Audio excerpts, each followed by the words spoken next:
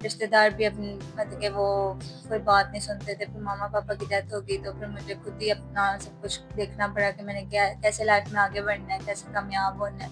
तो इसलिए बस फिर मैंने थाईलैंड का वीज़ा लगवा लिया। तो मैं बाहर जाके पढ़ाई भी करना चाहती थी और स्टैंड भी होना चाहती थी। जी, काफ़ी ज़्यादा रिश्तों के ऑफर अब रिश्तेदार करते हैं, लेकिन मैं नहीं वहाँ पे रिश्ता करना चाहती, क्योंकि वो पहले वो कुछ और थे। वो आपको पता ही रिश्तेदार कैसे होते हैं।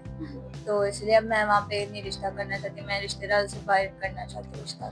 मैं आपके चैनल पे इसलिए आई हूँ कि मैं चाहती हूँ कि मैंने देखा था आपके चैनल पे काफ़ी इस तरह की मेरी जैसी बेसहारा लड़कियाँ यहाँ पे आती हैं शादी करवाने के लिए। तो कुछ लोग होते हैं बहुत लालची होते हैं, तो मैं चाहती हूँ कि अच्छा सा लड़का हो जो लालची ना हो। मेरी सारी जायदाद भी अगर उसके पास हो तो वो लालची ना हो। मैं और वो अपना बिजनेस दोनों हम संभाल सकें।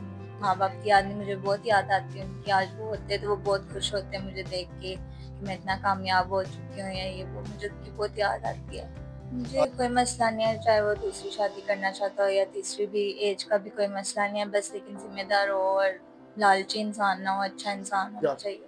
आपको पता है बड़ी उम्र वाले मतलब के वो समझदार होते हैं, वो समझते हैं बात को कि कैसे लाइफ में चलना है या कैसे किसी को संभालना है अपनी बीवी को।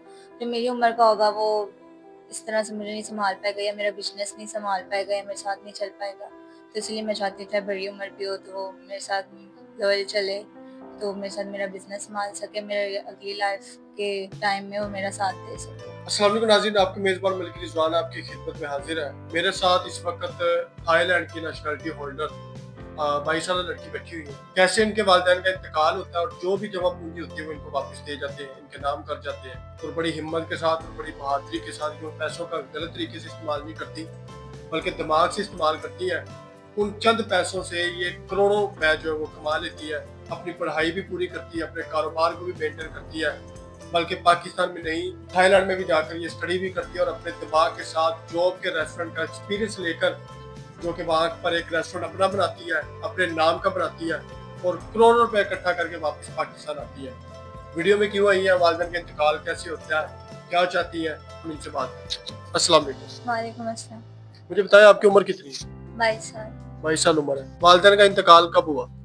जी, उनका इंतकाल 4 साल पहले हो गया वालिदैन का। किस तरह हुआ था, क्या हुआ था?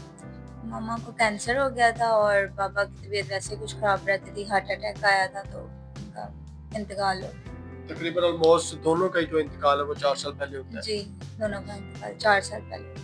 तो ऐसे बाबा के पास क्या कारोबार था, ऐसा क्या बिजनेस था कि जिसको आपने माशाल्लाह से आज करोड़ों रुपए कमाए हैं, अपना नाम बनाया, अपना घर बनाया, गाड़ियां बनाई, अपने प्लाजे बनाए, इन्वेस्टमेंट बनाई, पाकिस्तान में भी और पाकिस्तान से बाहर थाईलैंड की आप नेशनलिटी होल्डर बनी और वहाँ पर भी आपने कारोबार किए। कैसी ऐसी उनकी दौलत है, उनका क्या कारोबार? पापा की कुछ ज़मीनें वगैरह थी, तो उनका तो मुझे नहीं पता था ज़मीन वगैरह का। तो पापा को मैंने कहा कि आप अपनी ज़मीनें वगैरह बेच के मुझे कोई प्लॉट वगैरह ले दें, कुछ पैसे मेरे अकाउंट में कर दें। तो उन्होंने वो बेच के मुझे प्लॉट मेरे नाम पे कर दिया, ज़मीनें वगैरह सारी बेच के कुछ पैसे मेरे अकाउंट में कर दिए। फिर उनकी डेथ हो गई, तो मैंने साथ-साथ अपनी पढ़ाई कंप्लीट की और फिर मैंने थाईलैंड का वीज़ा लगवा लिया। फिर उधर जाके कुछ पढ़ाई की कंप्लीट। फिर जब मेरे पास पैसे ख़त्म होने लग गए, तो मैंने साथ जॉब स्टार्ट कर ली रेस्टोरेंट की जॉब स्टार्ट की। फिर उधर आहिस्ता-आहिस्ता मुझे मैनेजर बना दिया गया।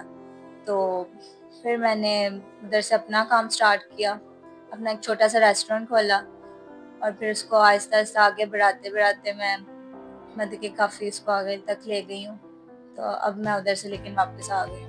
मतलब आपने अपने जितने भी पैसे थे, जो भी इन्वेस्टमेंट थी, आपने अपनी स्टडी पे भी लगाया और साथ साथ आप रेस्टोरेंट पे भी लगाते हैं। जी, साथ-साथ रेस्टोरेंट पे भी लगाती रही, साथ-साथ स्टडी भी करती रही और अब माशाल्लाह से काफ़ी ज़्यादा तो कामयाब हो रही हूँ। ऐसी क्या थी कि आप अगर वहाँ पर सेटल थी, ना कोई आपके यहाँ पर रिश्तेदार है, माँ बाप भी नहीं है, बहन भाई भी नहीं है, तो आपको लगता नहीं कि आप उधर ही सेटल हो जाती, उधर अपना कारोबार करती, उधर अपनी लाइफ स्पेंड करती? बस कुछ वहाँ पे दिल सा नहीं लगता, मामा-पापा की कब्र भी यहाँ पे ही है, तो कुछ यादें हैं यहाँ पे जो मैं नहीं भूल पा रही। उधर अकेला सब महसूस होता था, तो इसीलिए मैं इधर आ गई हूँ और मैं चाहती हूँ इधर अपना बिज़नेस कुछ स्टार्ट करूँ और पैसे भी माशाल्लाह से काफ़ी मतलब कि मैं अपना कर चुकी हूँ, तो अब इधर बिज़नेस स्टार्ट करना चाहती हूँ और इधर सेटल होना चाहती हूँ। ठीक हो गया। अच्छा, इतनी आपके अंदर हिम्मत आई कि एक छोटी उम्र में आपने अपने आप का दिमाग जो है इस्तेमाल किया, आपने बजाय कि किसी से मशवरा किया, बजाय किसी से डिस्कस किया, आपने डायरेक्ट थाईलैंड का वीज़ा लिया, टिकट्स ली और वहाँ पर आप पहुँच गई। ये दिमाग आपका कैसे इस्तेमाल किया? बस दिमाग इसलिए इस्तेमाल हुआ कि ना तो रिश्तेदार बनते थे, रिश्तेदार भी अपनी मतलब कि वो कोई बात नहीं सुनते थे। फिर मामा पापा की डेथ हो गई तो फिर मुझे खुद ही अपना सब कुछ देखना पड़ा कि मैंने क्या कैसे लाइफ में आगे बढ़ना है, कैसे कामयाब होना है। तो इसलिए बस फिर मैंने थाईलैंड का वीज़ा लगवा लिया। तो मैं बाहर जाके पढ़ाई भी करना चाहती थी और स्टैंड भी होना चाहती थी।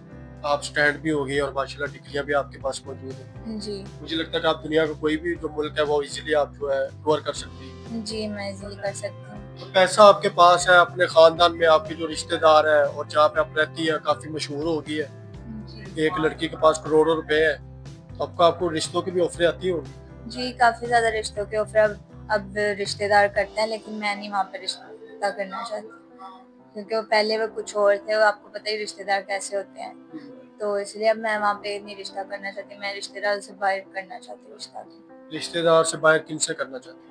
मैं आपके चैनल पे इसलिए आई हूँ कि मैं चाहती हूँ कि मैंने देखा था आपके चैनल पे काफ़ी इस तरह की मेरी जैसी बेसहारा लड़कियाँ यहाँ पे आती हैं शादी करवाने के लिए। तो कुछ लोग होते हैं बहुत लालची होते हैं, तो मैं चाहती हूँ कि अच्छा सा लड़का हो जो लालची ना हो। मेरी सारी जायदाद भी अगर उसके पास हो तो वो लालची ना हो। मैं और वो अपना बिजनेस दोनों हम संभाल सकें। अच्छा, आपने सब कुछ ज़िंदगी में हासिल कर लिया, पैसा भी कमा लिया, कारोबार भी कर लिए, एंजॉय भी कर लिया, लाइफ को अच्छे तरीके से स्पेंड भी कर लिए। तो माँ-बाप आज इस दुनिया में नहीं है। तो आपको लगता है कि माँ-बाप इस दुनिया में होते और आज शायद वो मुझे इस कामयाबी को देखते और कितना खुश होते? कुछ भी नहीं, आपने एक ऐसा सवाल मेरे से कर लिया कि माँ बाप की याद मुझे बहुत याद आती है उनकी। आज वो होते तो वो बहुत खुश होते हैं मुझे देख के कि मैं इतना कामयाब हो चुकी हूँ या ये वो, मुझे उनकी बहुत याद आती है। आज माँ-बाप होते तो शायद वो भी आपके साथ जो है आपकी कामयाबी देखते और मज़ीद आपको दुआएँ देते। जी, ऐसा ही है। लेकिन मुझे लगता है कि आज आपके माँ-बाप की दुआएँ हैं आपके साथ, जिसकी दुआओं की वजह से आप आज इन हालात में पहुँची हैं। और शायद आज वो कितने खुश होंगे कि मेरी बेटी ने बजाय कोई गलत स्टेप उठाया, कोई गलत काम किया, अपनी ज़िंदगी का फैसला भी अच्छा किया और अपनी ज़िंदगी के जो मामला था वो भी बड़े अच्छे किए। और अल्लाह पाक जो है आपको इसी तरह खुश रखे और आपके माँ बाप की जो है मग़फ़िरत फरमाए। न जाने किस सदक़े उन्होंने आपको इस मुकाम तक पहुँचाया है, उनकी दुआओं ने या जैसे भी है। तो वीडियोज़ में हमारे बहुत सारे लोग देखेंगे जिनमें से शादीशुदा भी होंगे, जिन्होंने तलाक दी हुई थी वो भी होंगे, जिनकी बीवियाँ फौत हुई हैं वो भी होंगे। तो आप क्या कहते हैं कि कैसा इंसान आपको अब लगता है कि मेरी लाइफ में जो मेरी ज़िंदगी को आगे बढ़ सके? मुझे कोई मसला नहीं है, चाहे वो दूसरी शादी करना चाहता हो या तीसरी भी, एज का भी कोई मसला नहीं है, बस लेकिन जिम्मेदार हो और लालची इंसान ना हो, अच्छा इंसान होना चाहिए। अच्छा, मुझे ये बताएं कि आप कह रही हैं कि ज़्यादा उम्र का भी हो तो जाहिर सी बात है जो दूसरी तीसरी शादी करना चाहता होगा वो 40-45 साल पे भी ऊपर होगा।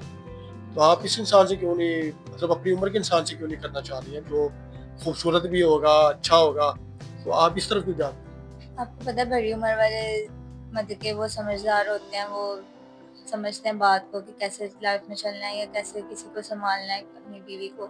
जो मेरी उम्र का होगा वो इस तरह से मुझे नहीं संभाल पाएगा या मेरा बिजनेस नहीं संभाल पाएगा या मेरे साथ नहीं चल पाएगा। तो इसलिए मैं चाहती हूँ चाहे बड़ी उम्र भी हो तो वो मेरे साथ लॉयल चले, तो मेरे साथ मेरा बिजनेस संभाल सके, मेरे अगली लाइफ के टाइम में वो मेरा साथ दे सके। कोई डिमांड है, करोड़पति हो, अमीर हो, कोई ऐसी डिमांड है?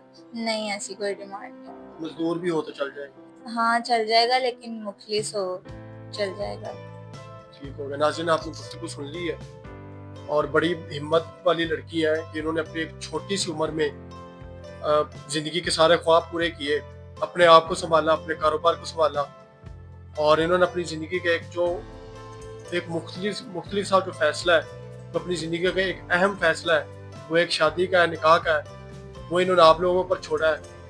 अब करना ये है कि कैसा इंसान इनको चाहिए उन्होंने ये भी बता दिया, तो ज़रूर रब्ता कीजिएगा ताकि हमारे चैनल की वजह से और एक इंसानियत के नाते इनका घर भी बसे और इनके जो अगली ज़िंदगी का मामलात है, जिनके कारोबार है, जो इनके पास जायदाद है, दौलत है, वो अच्छे तरीके से इनकी इस्तेमाल हो। इजाज़त है, अल्लाह ने।